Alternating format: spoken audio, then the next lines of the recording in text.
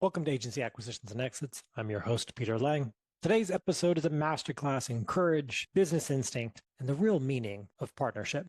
Mitch Meyers helped launch Bud Light while at Anheuser-Busch, one of the biggest brand successes in American history. But at the height of her career, she walked away from corporate life to start an agency. No investors, no safety net, just a creative partner, a few desks in St. Louis, and a belief that they could do things differently.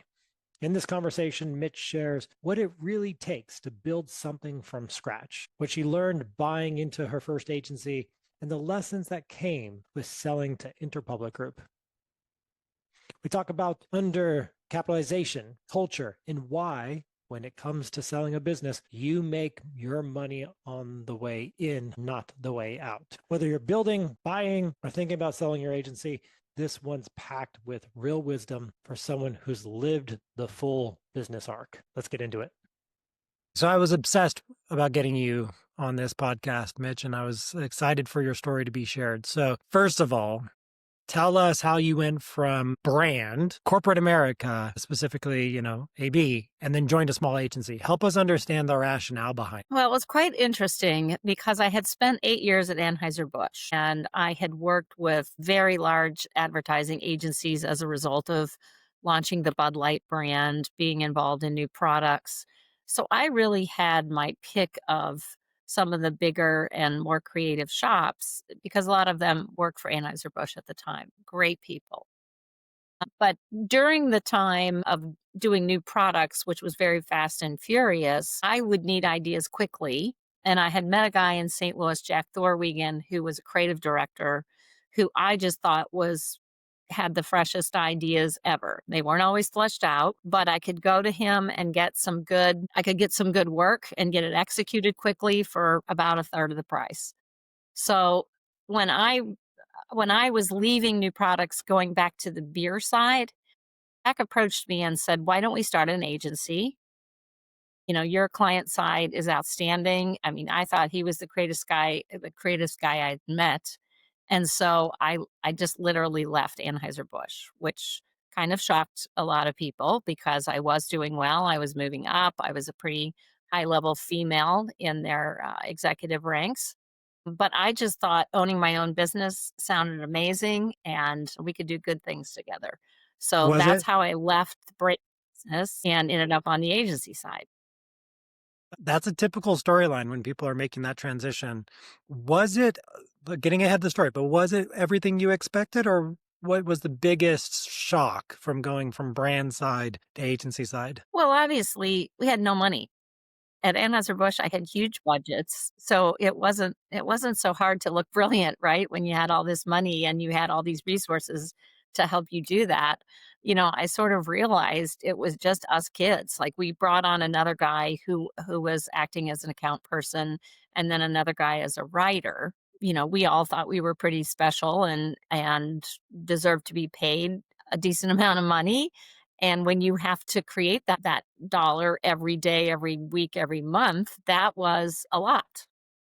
And we had faith in ourselves. We worked really hard. Unfortunately, my creative partner, every time we'd get a job, if it was $1,000 budget, he'd spend 15,000 to prove to the client how good we were. And I'm like, okay, Jack, 5 more of those and we're out of business. So, I really had to work with him, training him the business side of, here's how much we can spend when we get a budget from somebody. And it was my job to go find the clients. So it was a good mix because having sat in a client's seat, especially for a company like Anheuser-Busch, I could get people to pick up the phone. But then I had to, go have the meeting. I had to show them some portfolio stuff and, get them to hire us. So in our prep, we had talked about that being your first exposure to kind of a transaction. You bought your way into the tiny one, two, Exactly. 3-person agency. So what were some of the things you I learned about did. that, and how did that shake out? Well, I had no knowledge how to do that. And I didn't find someone to guide me in that regard. I was still pretty young. I was anxious and excited about working for myself. So he made a proposal to me to be able to buy into a minority stake. And so not only did I take less salary and benefits, but I then had to start writing checks to buy equity and seemed like the grown up thing to do, right? So I did not get advice from anyone. And it was probably the silliest thing I did. People have said, do you feel like what you were offered was fair based on what you were bringing? At the time, I didn't have any perspective on that. So I thought it was fair. I did it. I'm glad I did it. It really worked out well for me. But I have since learned that you make your money on the way in, not on the way out. So that would be one piece of advice for someone that's starting to do something similar. Yeah, you make your money on the way in. If you could go back in time and give yourself advice, would it be as simple as go seek help from someone? What would you whisper in your ear? Here's how you value an agency. What are some of the nuggets that you think really would help you make more money on that way in? Today, it's so different today because of the way agencies are structured and what they're looking for. But, I do believe that, that it was a fair deal because, I had confidence in myself as a business person and the ability to talk to clients and bring in business. But I felt like without the right creativity and execution of that creativity, it really didn't matter. I really wasn't worth anything without that partner. So we both really valued each other's perspective. We respected each other's opinion. And honestly, I don't see that all the time in agencies. I see where creatives sort of run the show and the account people are just, running around and handling and making sure clients are happy. But that isn't how we started. And it was really important to the growth of our agency and the success and the final outcome. While I feel like I was equally um, as talented, I didn't have the courage, I guess, to say, hey, this should be 50-50 or 49-51, whatever. I just didn't. And I would recommend that people talk to other people that have, like myself, that have been through this to see what they think they're worth and, how to negotiate that in the best way. You not only were focusing on the client side and getting new clients, you brought in the whale. So your first client, big client in the agency was what brand? Well, it was Anheuser-Busch, and it was a lot of the beer brands that they had. And you know what? That was people were upset that I left the brewery, but I think they realized, the brands I didn't work on, that now we could work on them, right? So I knew all those people. They were friends of mine. That lasted for a couple of years. And the sad thing is, we ended up resigning them because as we brought on new clients and realized how clients from New York and California treated us and compensated us, we started to realize that Anheuser-Busch was this big whale in our shop. They took 80% of our resources in terms of people and delivered 20% of the profit. And so again, my business hat, at the end of the year, I'd look at that and I'd say, Jack, this is nuts. We're not making enough money to devote the kind of talent and resources we are to this client and look at the other clients that are really delivering our profitability. So we started talking about, if we resigned them, who could we work with? And obviously, the second biggest brewer was Miller Brewing Company in Milwaukee. And I said, Shame. well, let me go up there. Did you have And to cover with a I tarp was and a big hoping no old one hat? yeah. I was hoping no one would recognize me, and I walked off the elevator and somebody yelled my name in the hall. So, at the end of the day, we ended up starting to work for Miller Brewing Company, and we had to resign Anheuser-Busch to do that, which caused all sorts of consternation with our bankers and staff. And you can only imagine it was a big deal, like And the beer you could keep resigning. in the fridge. Yeah. My husband was so confused. He's always like, wait, well, I was just liking that beer brand. Why can't I drink it anymore? You seem to have an awareness around being heavily dependent on one or two major clients. And where do you think that came from? And what led to you really feeling motivated to diversify to continue to expand the business? Well, we had lost probably 5 or 6 years into it. We had developed a big book of business with Ralston Purina, which was based in St. Louis. And as we were growing and adding employees, a lot of people, they had their in-house agency, and it at the time had probably 150 employees in Checkmark. And so a lot of those people would apply for jobs, and we would cherry pick the best of them. And I was asked to go to lunch by the VP of that creative group one day, and I did. And he basically threatened me and said, if you hire any more of my people, I'll make sure that you don't get any business from Ralston Purina. And I was completely indignant and said, look, it's a free country. Your people can work anywhere they want, our agency or the other 10 that are in the city. It's up to you to have the work that keeps them motivated, and they don't want to come to work for me. And unfortunately, about 3 weeks later, their best package designer jumped ship and came on to our side. And literally Monday morning, I get a letter saying that we are banned from Ralston Purina. And at the time, it was 30% of our business. So my creative partner and I decided, we came in at 7 in the morning and we'd stay till 7 at night calling both coasts, soliciting business, just trying to replace that revenue. And back in the day, it was pretty much a project to project. So the type of agency that we had, you could earn projects, but there weren't a lot of agency of record contracts at the time. When Miller Brewing Company, we had worked there a couple of years, project to project, and just kept building and building the business. And it was more than AB pretty quickly. I get a call from their VP of marketing, asking me to fly up and meet with them. They wanted to combine all 10 agencies they were using and put it in our shop. And what that meant was they said they would give us 90 days to figure out where to put all these people. We had to hire 120 people in 90 days, which is impossible in St. Louis. And I think they felt like they could hold off the work until that period of time. Well, when they announced to their people, here's what we're going to do, we're combining everything at Zipatoni, their people weren't giving out any new projects starting today because they take 3, 4, 5 months to execute, right? So all of that work came to us immediately before the people were on staff. So again, we're working 7 to 7, doing the work, interviewing people.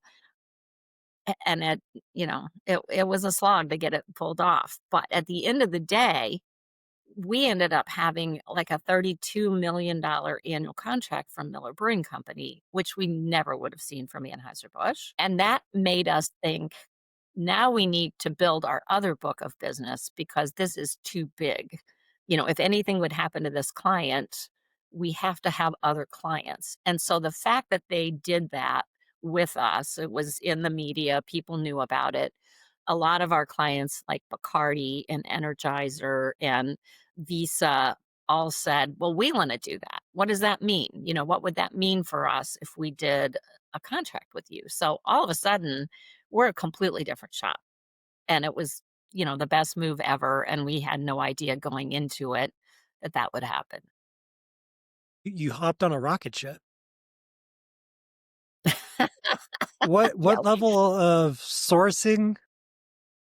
How did you find these talents to get the work done? How did you not burn everybody out by saying yes and going, What? we'll figure it out? Yeah, it was extremely hard. And I'm telling you, the kids that came and worked for us, again, it goes back to, I think, the respect that the 4 senior people had for each other and how we worked together. So we were able to attract the right kind of people. And we had such a wonderful culture. Everybody wanted to be part of that culture. But, you just run out of bodies. And so we were hunting in Texas and Chicago. We ended up opening a Chicago office. We had 5 regional offices to support Miller Brewing Company. But then we opened Chicago really just to feed our talent pipeline. Did you feel confident in hiring? Because you jumped in 2 feet and head first, or however we want to make the metaphor. And you're really expanding and kind of bringing on talent at a pace that makes it hard to even qualify them. How did you develop as a I always professional with that?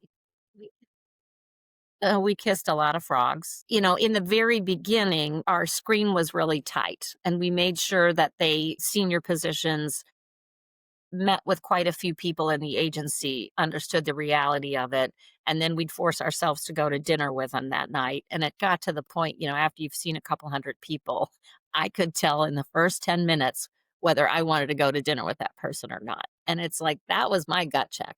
If I didn't want to go with them, my client probably wouldn't want to either. And so we got a lot better on, picking and choosing. And there were a few that got through that should not have. And there were people that we had. I mean, I know you hear this from other people, but sometimes the people you start with are not the people that are going to get you to the next level. There were a few people like that we had to say goodbye to just because they weren't keeping up and up to the level that we were expecting.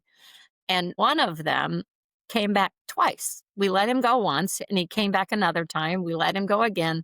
And each time he would go learn what he needed to learn, but come back to us. And that was one of my favorite stories, that's awesome. We know who you are and we love you. Just improve your talent and you're welcome back. That's amazing. We had talked about you going into this venture kind of with the end in mind. Like you knew that you wanted to build something of that value and potentially get to a sale at some point in the future. Did you run those conversations in parallel? Did you put it in the backlog or in the shadows of the annual discussions? Like how often were you thinking, oh, wow, look how big we are. Look how attractive we're becoming. Is it the time? What was the selling process or the exit conversation? So in the beginning, when we talked about it, it was a 5-year plan. In 5 years, we were going to sell the agency and retire, which it's like, sounds good to me. So within 5 years, we were not big enough. The whole thing is it's basically an earn out based on your revenue. And so at the end of 5 years, we thought none of us can retire on this. We got to keep going. We've got to keep building. And we had some real tough times, especially when we worked with Anheuser-Busch. They had a process that basically they didn't pay you for 180 days. So some of these projects we did for them were multi-million-dollar projects, and we had to pay our people every 2 weeks. We had to pay our vendors every 30 days. So our accounts receivable were always terrible with a client like that. And then sometimes the people you work with didn't like paperwork. So they weren't processing invoices and you were constantly going back and providing all the backup. So I remember at one point we had talked to TBWA and they were out of New York, but they had a St. Louis office and they had always respected our work. So Tragos was the CEO at the time. And I remember we had like $300,000 in payables due. And Jack told me, he said, get a hold of Tragos and have him buy a minority stake in our business. And so I called him. I'm literally in LA. I get on a payphone, this for cell phones, get on a payphone.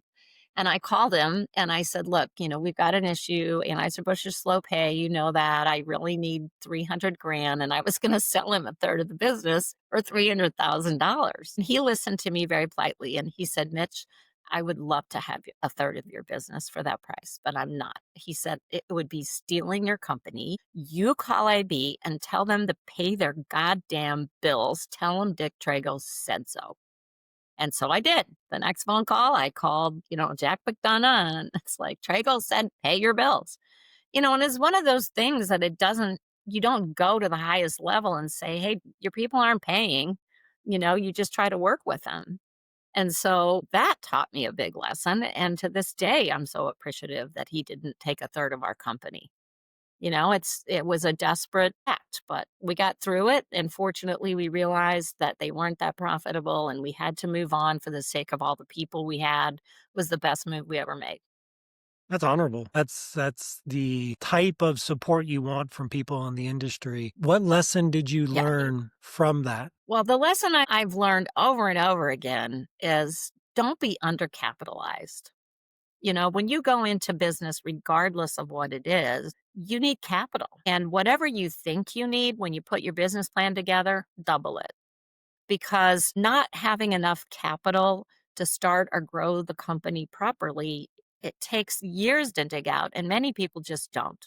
Many people just go belly up because it's like they can't pay their bills anymore. I think we wrote a couple of personal checks for payroll for the few people we had in the beginning, and that was sobering. But at the end of the day, it got everybody focused on profitability and making sure that the jobs we were working hard on were going to pay everybody and give us a profit margin. You started thinking about profit. You were too small initially in your 5-year plan that expanded, which is like every 5-year plan that takes 15 years.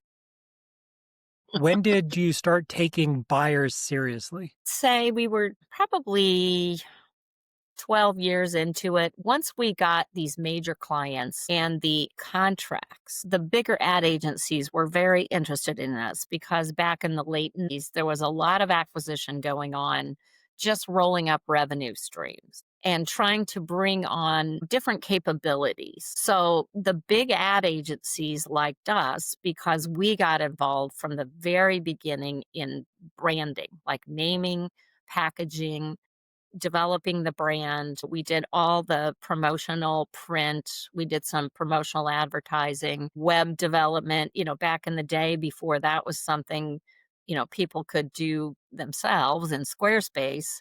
We had some people we hired that were very talented at that we could put together a website. So it really was a nice bolt on to some of the big ad agencies that were doing media buying and, just basically TV production.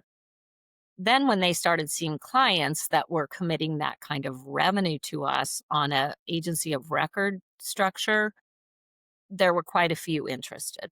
And then we were able to be a little bit more selective. And all I really cared about was our people. Jack and I had done what we wanted to do. We were going to make some money when we sold this place, but I didn't want our people's lives to have to change dramatically because they were so good at what they did. They held the culture together. And I'm telling you, I think we got to hire multiple because of our culture.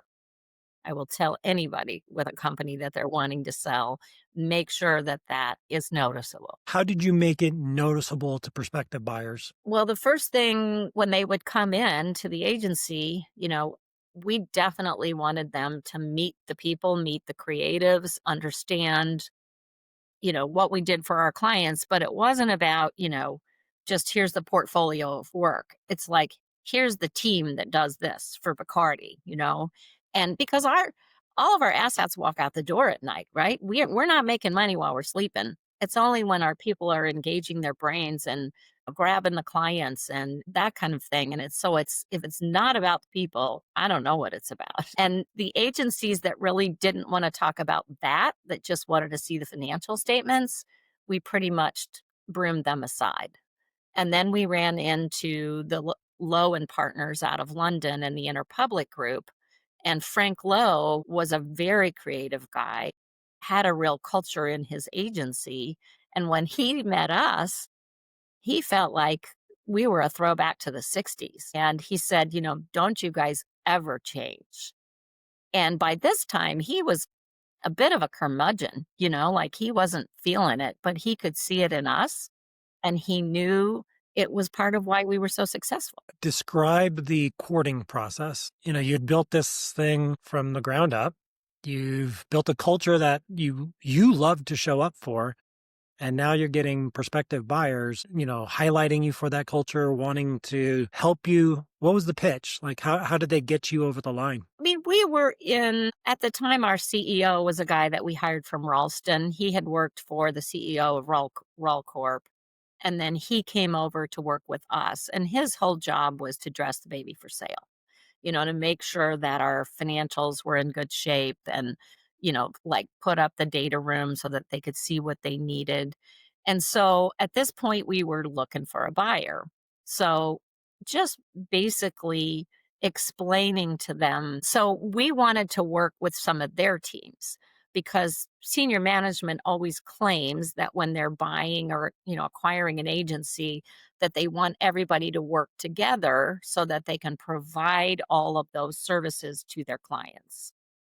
That wasn't my experience. My experience was the ad guys drove everything. They came up with the ideas, and then they'd call us 10 days out and say, "Hey, we need some promotional concepts and, some promotional packaging to support this idea. You got 10 days." And it's like, "Oh no, that's not how we work." We're happy to sit with you and come up with this stuff because sometimes what works in advertising doesn't work at retail and promotion. And that has always been the rub, that the client would have to then take that concept and then work with a company like ours. It just never really held together as well as it should. And I believe that that was, something that could be accomplished. It's just that they were so stuck in their ways and, didn't really want to meet new people. So we really worked hard to see if that was a, a potential. And I thought it would be great for our staff if they could expand their client base and knowledge and have some international clients. So again, looking out for our people. And of course they said, "Oh yeah, yeah, yeah, that'll that'll all work that way." And in the beginning, I think they tried, but just human nature took over. Help us understand the transaction. So you sold to a big network. The expectations they had set, they missed the mark on. How locked in were you to post-close, earn out, post-close, working for the new brand? And how different at all was it for you? So we negotiated a 4-year earnout. They had wanted a 5, and we negotiated it down to 4. And in the beginning, they wanted control so that they could report to Wall Street that they had, they could roll up our revenue into theirs. So they bought 51% on the downstroke. That was probably 2/3 cash and 1/3 stock, Interpublic stock. So then they incentivized us to not only improve our profit margin dollars, but percentages as well. So they structured the multiple based on the profit margin. So if we could get up to, from a 22 to a 25% profit margin, our multiple would go from a 5 to a 6. So we all worked very diligently to hit that. And we did. We were able to, hit the higher numbers over the 4-year period of time. And, we benefited by that. And then the payout was at the end. And that was December of 1999 when we thought Y2K was going to just wreck the planet. And off we went. You pull out the personal credit cards and say, well, just do the arbitrage. Business expenses You on know personal what? cards, margin goes up. It was a hell of a party. And in fact, the day we signed all the legal documents to sell, my partner, he gave me an envelope after dinner, and my husband had come because he signed the paperwork as well. And so as we're driving home, it was this lovely letter from him saying, "I love you. I never could have done this without you. I've taken the liberty to buy you something that I've always seen you owning." And I'm like, and Jack's a creative guy, and he and I shared cooking. We loved cooking. And so I'm like, what kind of kitchen gadget is it, right? And so I said to my husband, "Is it something for the kitchen?" "No." "Is it something crazy for the yard, like a yard ornament or something?" He said, "No." And I said, "Where is it?" And he said, "Well, you'll see when we get home." We pull in the driveway. He opens the garage door to pull in, and there's a Harley sitting there. Jack bought me a Harley because he had always seen me like as a Harley chick. Never ridden a motorcycle in my life, and I had to take lessons and learn how to ride my Harley, which, to this day is just such a precious memory of him. Yeah. He thought of you as such a badass. A badass, I guess. Oh, I had the Yeah. jacket, the gloves, I had the whole Oh, 9 yeah. yards, yeah. Yeah. Or was he trying to, earn the Harley Davidson contract, contributing to business development? What, thinking back on that time, because it's life changing, right? You finally got to the end of that portion of the journey. How many people were you? What kind of opportunity did you see in the new, IPG owned version of the agency? So at the time, we were about 350 employees with 5 offices around the country, still our big clients, like they were all still on retainers. And we had just hoped things would continue to go on that path, right? And they would grow and have opportunities through IPG. What we didn't realize was some of the people there were there to work for us. Like they really liked what we created, who we were, how they were treated. And when we left, they were, not so happy about it. It's like, oh, who are these new guys? I don't want to try to fill out a different expense report. Our people were pretty indignant. So quite a few of them left and started their own agency. We had a great shop in town called Rogers Townsend, and they were hiring and growing. And so they took quite a few of our people and I think there's probably 5 agencies in town now that were outbursts from Zipatoni. And it really shocked us. We didn't think that they would do that, but we were really proud of them too. They felt like they had the experience and they wanted to launch out and do it on their own. They've been successful and I couldn't be prouder, but it really did surprise me that happened fairly quickly. Yeah. When an M&A transaction gets announced, the recruiters start calling and Yeah. competing agencies look at it as an opportunity to get great talent. And then, of course, the culture is going to change. And some people are there for the parents who are running it. Now there's different parents.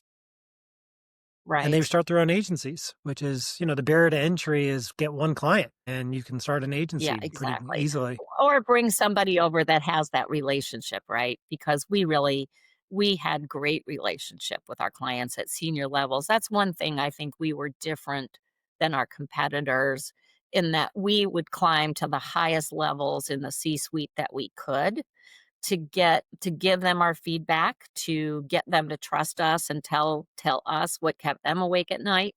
Because a lot of times, down into the marketing ranks and the sales ranks, they don't even really know what that CMO or the CEO is worried about, right? And if you can be a sounding board and you look and sound smart and do good things for them, that's the best place to have your anchor when stuff changes all the time. New brand people come on and they want to bring another agency that they worked with because they feel comfortable. When we were at Miller, we had all their business. We had staffed up. We had moved our office. We'd spent a fortune getting in place for them. 2 years into that, Philip Morris terminated their top 3 people, the CEO, the CMO, and the head of sales. And I got a phone call that said, you need to be in Milwaukee at 8 a.m. tomorrow. There's an all hands on deck meeting. And so we get there and hear that, these people that we worked 2 years crawling into their offices are gone. And they brought in someone from Kraft for the CMO. They brought in someone for Philip Morris for CEO. And it was like, oh my gosh, we have all new people and faces, and they all have relationships with agencies that are not us. And it's the biggest contract there, right? So it was concerning, but it's like, okay, you need to come down and meet our people. Let's show you what we do for you. And so it was about a month until they were able to get their feet underneath them and they all flew down on the company plane. And I had my beer team. We had met every day since then. And I said, look, we can spend 10 minutes showing them what they get for their money. We'll show them the NASCAR program and the Super Bowl program. But after that, we're going to tell them what we think they should do. And my staff was like, are you nuts? And I'm like, no. I said, we sit in this conference room and talk all the time about if we were running the place, what we would do. And I said, let's tell them. Let's let them see that we have brains. They're not going to agree with it all, but at least they're going to see we're thinking about their business. And so we started the meeting with a picture of Adweek, and we put the new VP of marketing that came from Philip Morris on the cover of Adweek. And the title was Miller Brewing Company Overtakes Anheuser-Busch in the Beer Wars. I thought our direct reports that we had been working with, I thought they were going to faint and slide under the table. And we spent the next 2 hours basically saying you should kill this brand. Here's 6 packages you should get rid of. Here's 3 new ones you should introduce. Here's how you should restructure your sales and national accounts. And I am telling you, no one could believe what we were saying. except the VP of marketing, he said at the end of the meeting, he looked around at his team and he said, put that cover shot back up. And I did. And he said, what's wrong with that? Just as sour as he could be.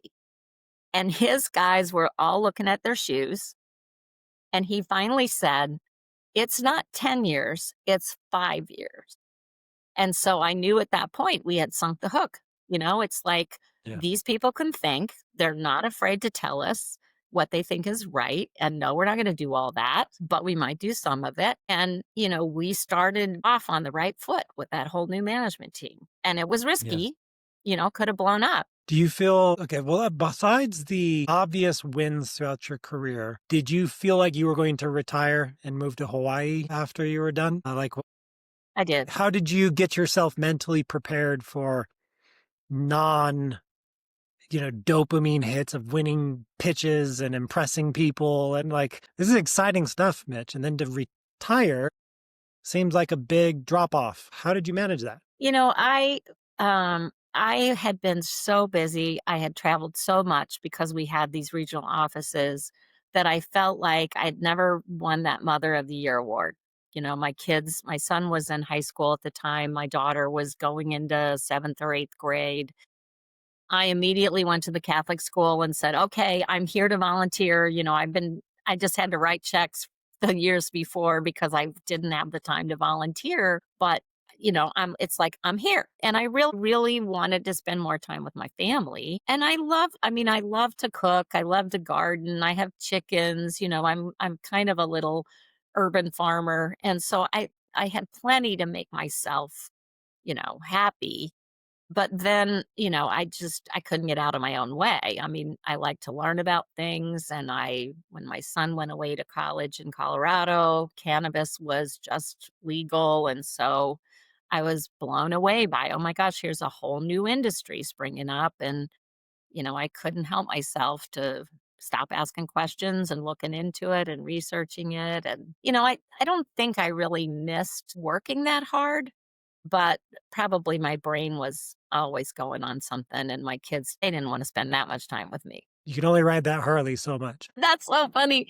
I remember my son was a Saturday morning and he was probably, I don't know, 10 or 11. And we went to a soccer game, little YMC soccer game. And I'm driving home like a bat out of hell. And he says, Mom, he looks at me in the rearview mirror. He goes, Mom, he says, can we go to the mall today? And I said, no, I'm riding my Harley. I said, it's such a nice day. I haven't been able to ride it.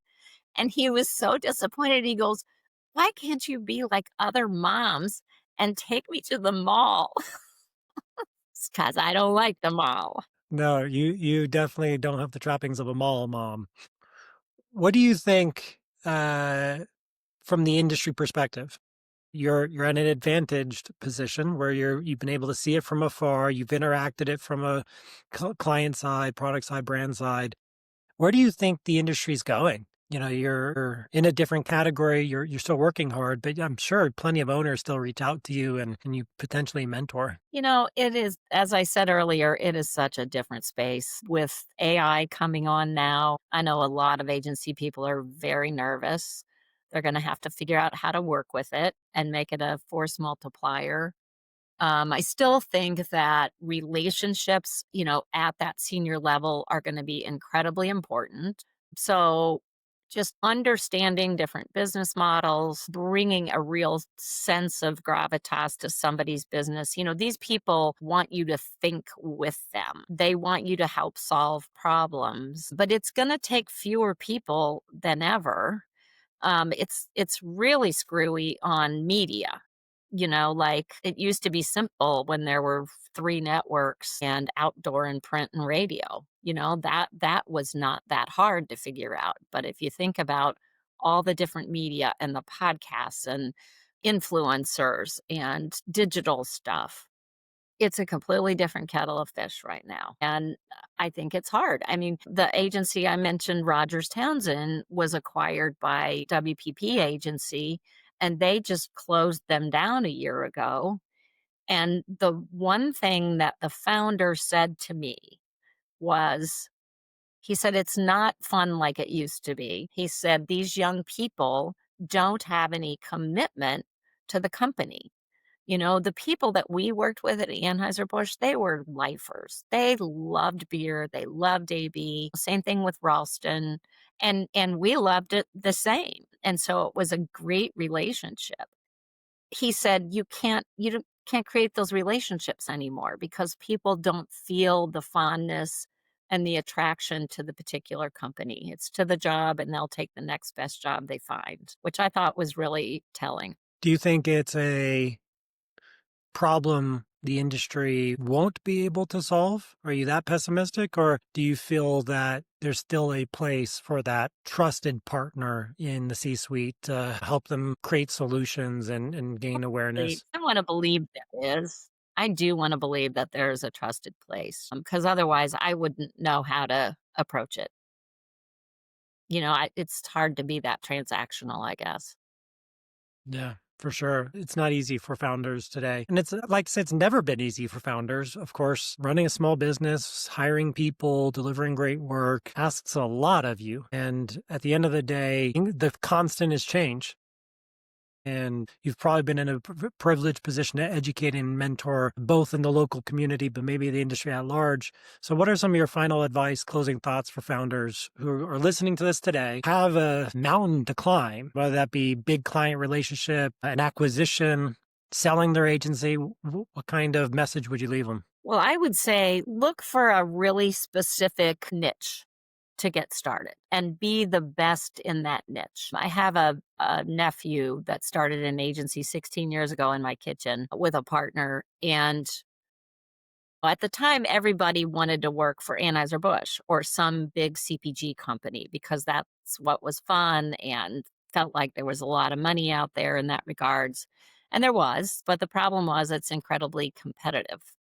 And sometimes the margins aren't good. So they started looking into who doesn't get attention these days. And they liked the manufacturing space. And they have just thrived because they started there. It wasn't sexy.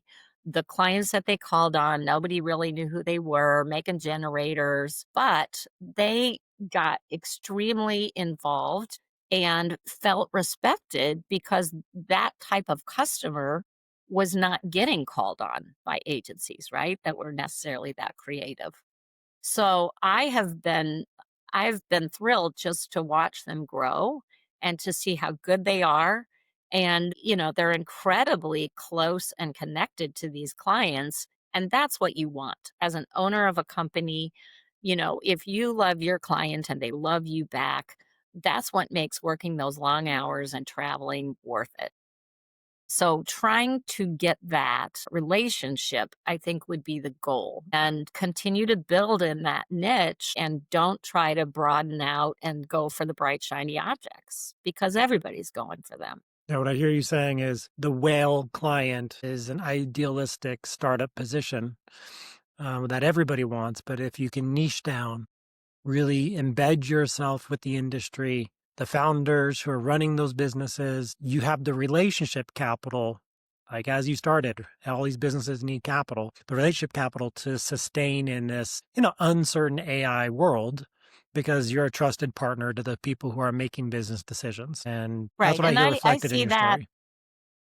Yes. And I think today with AI, there are so many, like I'm on a bank board and I said to them, are you guys using it at all? And they're like, no, we got a Rolodex, but we don't have an AI. And I said, well, we need to start looking into this.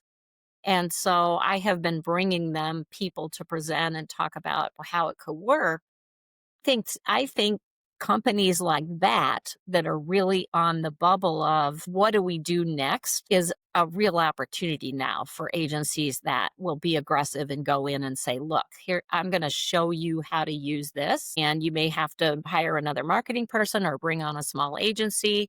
It will be a force multiplier for you, but look at the people that are confused right now. That's where the opportunity is, and just go as hard and fast as you can at it and make sure they feel like they can't live without you. Brilliant. Mitch, thank you for sharing wisdom. If an owner is curious about what you have going on now or has questions about your journey or is in a similar place throughout your career, what's the best way for them to reach out to you? Best way is my email. It's Mitch, Mitch, at beliefco, BELEAFCO.com. And Mitch, I wish I could highlight your next venture more. I do want to double tap on this. It's not always someone's first venture that they create the biggest impact. It's sometimes their second. And the level of attention you're giving to your new vocation is impressive. You're almost recreating a new category for yourself. So then I can talk about your next exit, because the cannabis industry and the scaling business and the aggregation of that space, especially as it becomes more widely